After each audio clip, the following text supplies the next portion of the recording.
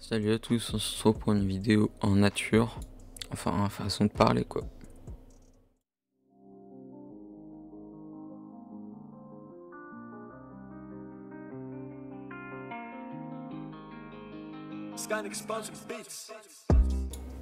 Donc voilà, pour le moment quelques petites photos, bon même si elles sont pas de qualité tip top.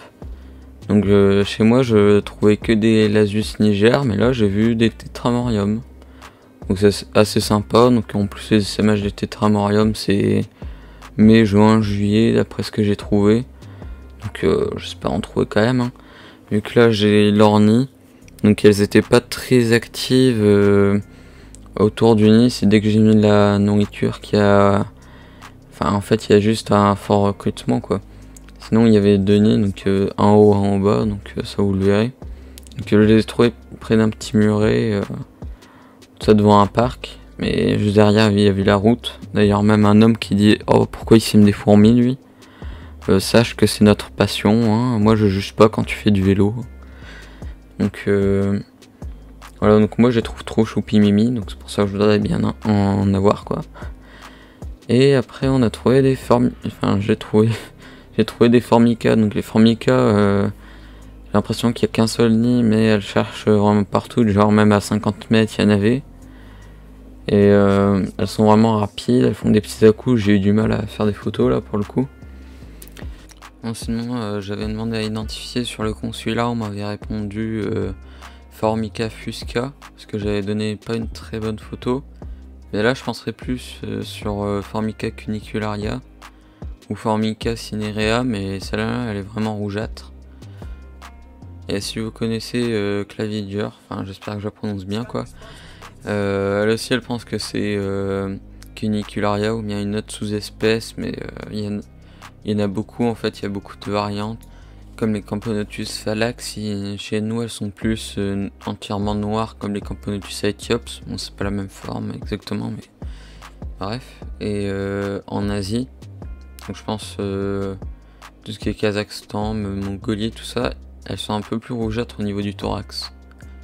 Donc là voilà, moi je pense vraiment à Cunicularia, surtout qu'on voit que le gastre il y a les motifs comme Cinerea et Cunicularia. Bon après si on n'est pas sur l'espèce exacte, c'est pas grave non plus. Moi mes Cunicularia sont même moins colorées que ça, pour dire. Donc moi elles ont juste les pattes rouges, celle-là elle a même le thorax rouge. Donc je vais essayer d'en choper, hein. Et vivement juin. Donc voilà, sinon elles avancent par à coup, mais moi je dirais qu'elles arrivent à couvrir, je dirais 1 mètre carré en 2 minutes. 2 minutes s'il n'y a pas d'obstacle, si on prend juste un carré d'un mètre quoi. Donc pour faire 1 mètre carré à mon avis elles le couvrent en 2 minutes quoi. Donc elles vont vite. Donc les petites Tetramorium, bon elles vont vite aussi parce que du coup je suis obligé d'utiliser la macro. Donc là ce que je leur ai donné c'est sucre roux, sucre blanc et cassonade. Enfin un mélange des 3 sucres que j'ai moi. Donc là on les voit, moi je les trouve trop mignonnes. Surtout j'aime bien, elles sont un peu trapues, enfin je sais pas, c'est leur forme que je trouve trop sympa. Espérons que j'en chope quoi. Surtout comme ça je vais les nourrir de temps en temps, histoire de les booster pour faire plein de sexués, hein. Comme ça j'en aurai plein.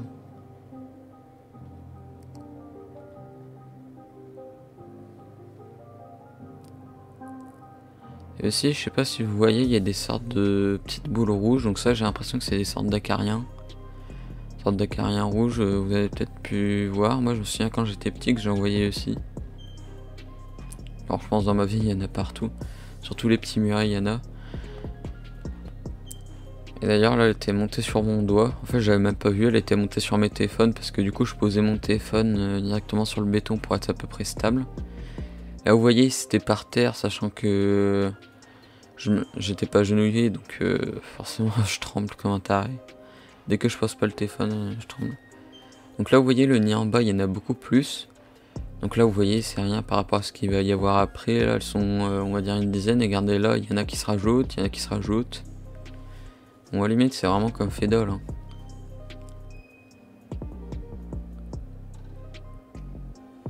Et là regardez après 2 minutes j'ai laissé tomber un bout d'alu. Puis regardez là il y en a plein, hein. Puis regardez la goutte, on la voit même plus. Ça c'était la goutte d'avant. Voilà. Sachant que maintenant il y a ça à chaque fois que je passe, donc à chaque fois que je passe devant, donc tous les quelques jours, je leur en remets, puis elles ressortent comme ça. Donc je veux pas non plus on va dire les habituer à donner du miel là directement à l'entrée, mais c'est vrai que là autour il n'y a pas de plantes avec des pucerons, donc elles doivent pas trop en trouver.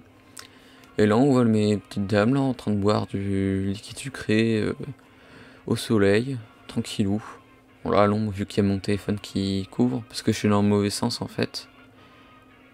Sachant que l'après-midi le soleil donne directement sur la sorte de bosse là où elles sont. Du coup je suis obligé de me mettre devant pour filmer. Donc là vous en voyez une qui vient d'arriver, qui va repartir. Qui va partir à aller voir ses sœurs pour leur dire qu'il y a du liquide sucré. D'ailleurs on voit qu'elles sont quand même plus claires. Enfin, qu'elle est quand même plus claire celle qui vient d'arriver que les deux autres qui sont noires un peu rouges. Donc ça tombe même pas la même espèce. Je sais pas. Donc il y a vraiment deux espèces, donc la colonie du bas et la colonie du haut, c'est pas la même. Parce que du coup la plus marron là elle venait du bas en plus. Donc du bas de par terre, parce que ça c'est un peu surélevé, c'est à moins d'1 mètre du sol quoi, c'est un petit muret. Et les plus noires elles viennent d'un vraiment un tout petit truc d'1 centimètre, et il y a un petit trou où elles passent. Donc avec les photos du début vous avez pu le voir, donc il y a juste une brindille par au-dessus. Et là vous voyez ça c'est en bas. Donc encore un peu après, là je crois elles ont quasiment fini, il y en a plein qui sont partis parce qu'elles devaient être pleines. C'est dingue, avec les tétramariums on voit pas beaucoup la physiogastrie. À mon avis ils en ont pas des... Ils peuvent pas trop se remplir.